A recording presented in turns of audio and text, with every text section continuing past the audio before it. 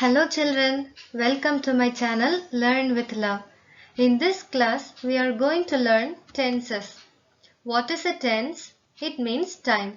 You see, the verb in a sentence take different forms to show when an action happened in a sentence. For example, I played football means that the action of playing football happened already. And I will play tomorrow means that the action of playing football is going to happen in the future. If you see the first example, the verb play has changed its form to played to show that the action happened in the past. Whereas in the second sentence, the verb play takes the help of the helping verb will to show that the action is going to happen in the future. Children, a sentence is never complete without a verb, and in any sentence, the verb changes its form to show when an action happens in a sentence. In English, there are three basic tense forms. They are the present tense, the past tense, and the future tense. Present means now. Past refers to actions that already happened, and future refers to actions that are going to happen hereafter. Now, each of these have four subdivisions, namely simple, continuous, perfect, and perfect continuous. Simple tense is also called indefinite tense because they do not indicate whether an action is complete or not. Continuous tense states that an action is going on or continuing, and perfect tense states that an action is complete or finished. Perfect continuous tense states that an action began in the past and that it is still continuing. So in all, there are 12 tenses in the English language. Simple present, present continuous, present perfect, present perfect continuous. Simple past, past continuous, past perfect, past perfect continuous. Simple future, future continuous, future perfect, and future perfect continuous. But before we learn these tense forms, there are three things that we must be thorough with. First, we must be able to identify the subject in a sentence. Second, you must have memorized the past and past participle forms of verbs. And finally, you must know what is first person, second person, and third person. Now these are quite easy and we have discussed these in detail in our previous classes. Still, let's do a quick revision. First, let's learn what a subject is. Subject is either something that is described in a sentence or it is something that is doing the action in a sentence. This can be clearly understood with the following example. Sammy is learning to play the piano. Who is doing the action here? Who is learning to play the piano? It is Sammy. So Sammy is the subject in this sentence. Subject is something that does the action.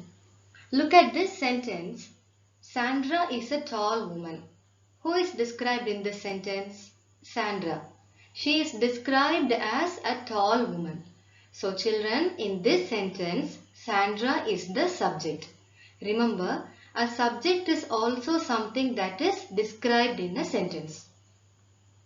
A subject is something that does the action or something that is described in a sentence.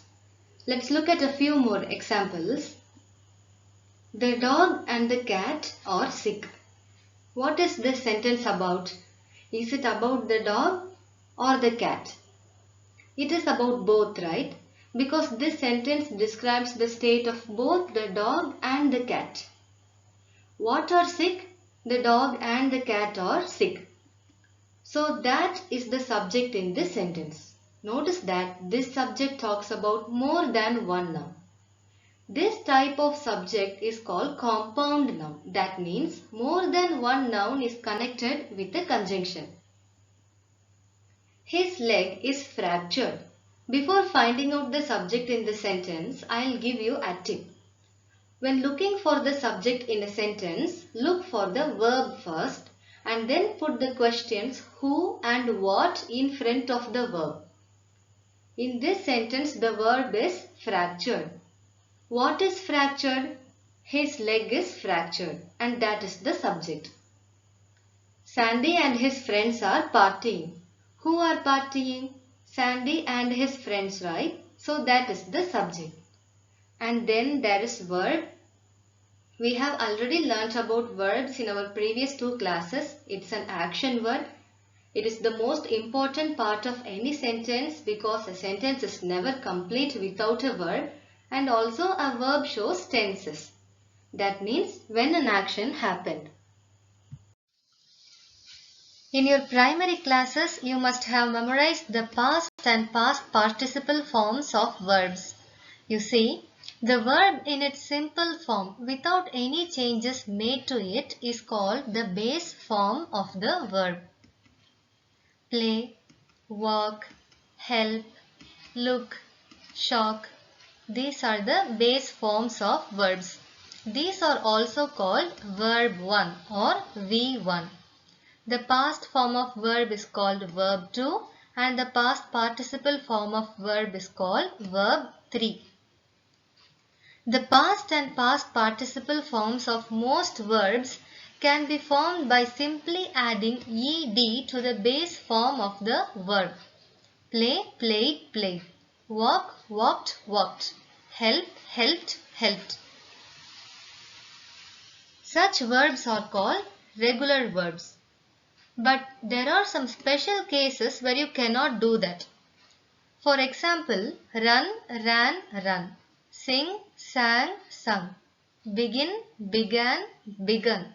Bring, brought, brought. Think, thought, thought. In these cases, sometimes even the past and past participle forms are different. Ran, run. Sang, sung. Began, begun.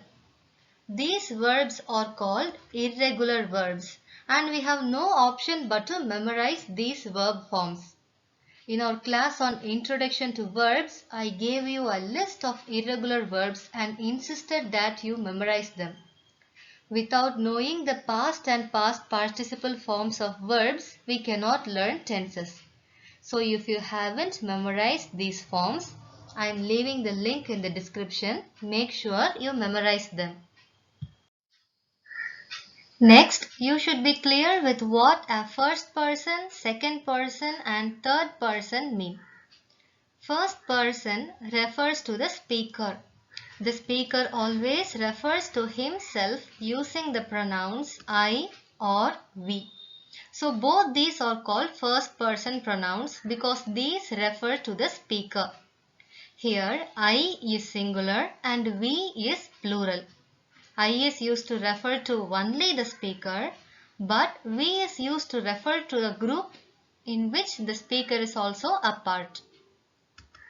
Second person refers to the listener. The listener or the one we talk to is referred to as you.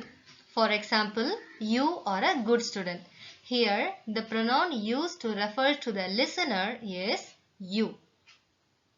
Other than these, everything else is third person like he, she, it, they, and names of things like people, place, animal, bird, everything is third person. Now notice here that he, she and it are used to refer to only one person or one thing. He is a good boy, she sings sweetly, it is a beautiful car. So all these refer to only one. So these are called third person singular. But the pronoun they refers to more than one. They are my good friends. So they is third person plural. Children, memorize this third person singular pronouns he, she and it. It is very important. In our class on tenses, I will often use this term third person singular because I cannot mention every time he, she and it. So when I say third person singular, then you must know that I am meaning the pronouns he, she and it or a name. Now you are all up to speed. Now learning tenses is going to be a piece of cake for you. Come, let's first learn the forms and uses of simple present and present continuous tense. A simple present tense is used to talk about an action which is happening right now. To form a simple present tense, simply write the base form of the verb after the subject. Look at the first example, I like ice cream. In this sentence, the base form of the verb is written as it is after the subject I. But if the subject is third person singular like he, she, it or a name, then we must add an yes to the verb. He plays the piano. Tejo likes movies. If the subject is not third person singular, the verb can be written as it is. We don't have to add an yes. They play football. We have to add an s to the verb only when the subject is third person singular. Next, we are going to learn to form a negative sentence. An affirmative sentence is a positive sentence and a negative sentence says that something is false or not true. To form a negative sentence, you have to add do not or does not after the subject. Now you will have a doubt. Where to add do not and where to add does not? It's easy. If the subject is third person singular, add does not or doesn't after the subject. Doesn't is just the short form of does not. He does not play the piano. Gajalakshmi doesn't watch a lot of movies. Notice here that we don't add an yes after the verb. We should not add an yes to the verb in a negative sentence. And if the subject is not third person singular, add do not after the subject to form a negative sentence. I do not like ice cream. They don't play football. Again, don't is just the short form for do not. Next, we are going to learn to form an interrogative sentence. To interrogate means to ask a question. And an interrogative sentence is one which asks a question and it should always end with a question mark. To form an interrogative sentence, add do or does before the subject. Add do or does in front of the sentence. If the subject is third person singular, add does in front of the subject. If not, add do. Do I like ice cream? Does he play the piano? Does Tejo like movies? Do they play football? I have added does in the second and third sentence here because the subjects in these sentences, he and Tejo, are both third person singular. Does he play the piano? Does Tejo like movies? Notice here that we do not add an yes to the verb even if the subject is third person singular. We should not add an yes to the verb in an interrogative sentence also. In the first and third example, in the first and fourth example, the subjects are not third person singular. So we add do before the subject. Do I like ice cream? Do they play football? Children, both do and does are helping verbs. Remember, any question that begins with a helping verb, will be an yes or no question. That means the answer to those questions will be an yes or no. Look at these examples once again. Do I like ice cream? Yes. Does he play the piano? No. Does Tejo like movies? No. Do they play football? Yes. Now if you want more information or if you want more details, add questioning words like what, how, when, where and why in front of these sentences. Example, do they play football? Yes. How do they play football? Very well. When do they play football? Early morning. Where do they play football? At the school ground. Isn't that easy? Now you have learned how to form a simple present tense. First, we should write the subject followed by the base form of the verb, and then the rest of the sentence can be written. Now we are going to learn its uses. General truths or universal truths. Facts that are always true cannot be written in the past or future tense because they are always true. So these should be written in simple present tense. Russia is the largest country. Sun rises in the east. Earth revolves around the sun. All these are universal truths and hence are written in simple present tense. Some actions are repeated. They can also be habits. And these must be said in simple present tense. For example, we go to Kanyakumari every summer. I exercise. He wears perfume. And instructions like go straight, turn left, be careful, open the box, etc. should also be given in simple present tense. I have some questions for you here. You have to fill in these blanks with the simple present form of the verbs given in brackets. Now we know that to form a simple present tense, we have to write the base form of the verb after the subject, and only if the subject is third person singular, we have to add an yes to the verb. This is going to be easy. Pause the video, think about what the right answer would be, and then resume the video for answers. Number 1. The heart dash bled in the body. The heart is third person singular.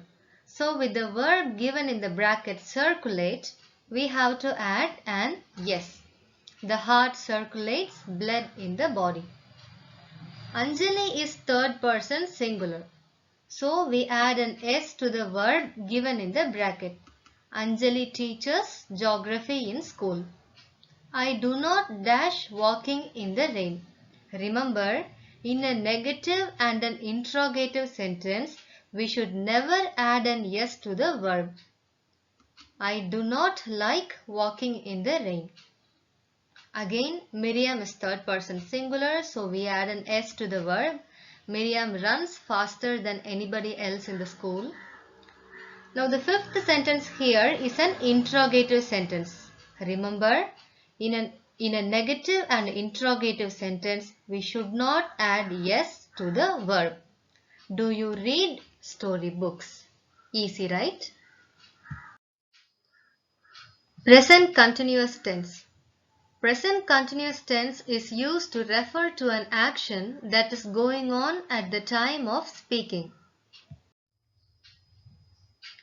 To form a present continuous tense, first we have to add the helping verb am, is or are after the subject. If the subject is I, add am. If the subject is third person singular, add is. And for all other subjects, add are. Next, add ing to the verb and you will have a sentence in present continuous tense. Present continuous tense indicate that the action is going on. It tells us that the action is still in progress. For example, I am playing means that the action is going on now. We are studying. Madhu is singing. The dog is barking. To form a negative sentence is very easy. Just add the word not after the helping verb am, is or are. I am not playing. We are not studying. Madhu is not singing. The dog is not barking. Forming an interrogative sentence is also very easy. Simply interchange the subject and the helping verb. I am playing becomes am I playing? We are studying becomes are we studying? Madhu is singing becomes is Madhu singing? The dog is barking becomes is the dog barking?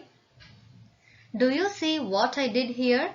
I simply interchanged the subject and the helping verb. Easy, right? Now, if you want to ask for more information, you can simply add question words in front of these sentences. For example, are we studying? Yes. What are we studying? Grammar. When are we studying? Right now. Why are we studying? To improve our English. Where are we studying? From the convenience of our home. How are we studying? Online. Easy, right? Simply add a question word in front. Uses of present continuous tense. As we learned already, actions that are in progress now. Action that is happening now is written in present continuous tense. Apart from that, longer actions which are in progress is also written in present continuous.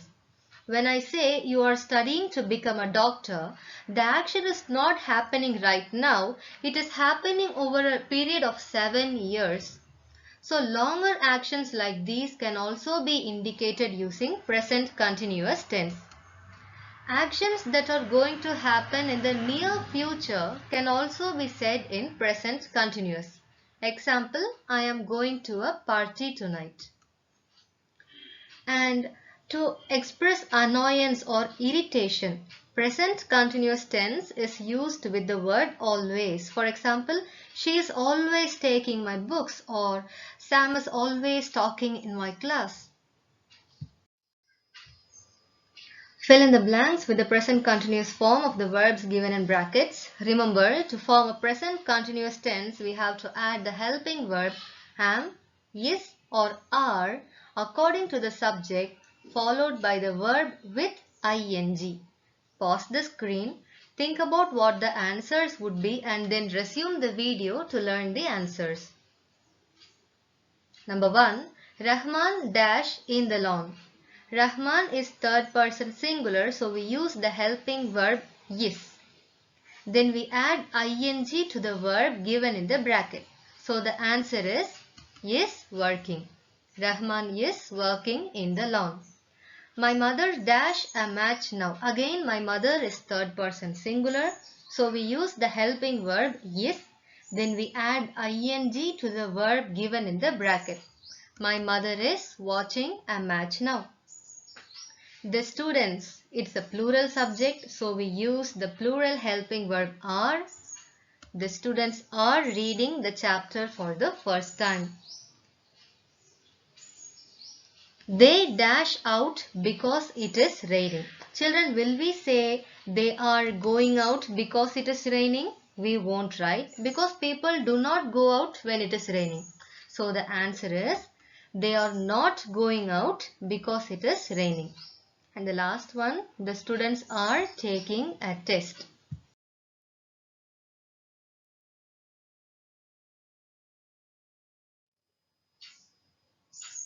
I hope this class was useful to you. If you did not understand any part of it, please give it a second chance. Go back and listen to it again.